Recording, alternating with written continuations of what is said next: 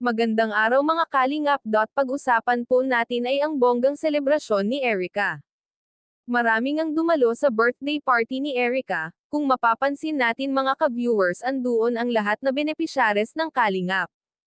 At may pares pang nagrampa. Isa na doon sina Reyna at Jomar. Maganda talaga si Reyna mga ka-viewers, mala artista talaga ang ganda niya.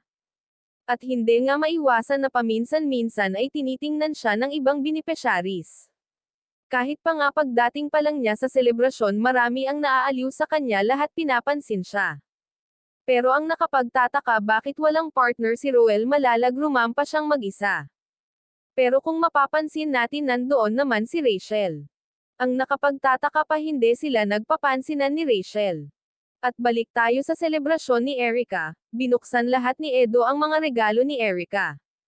Malulula ka sa mamahaling regalo na natanggap ni Erica, at may singsing pa na nagregalo at isinuot nga ni Edo kay Erica ang singsing na natanggap niya.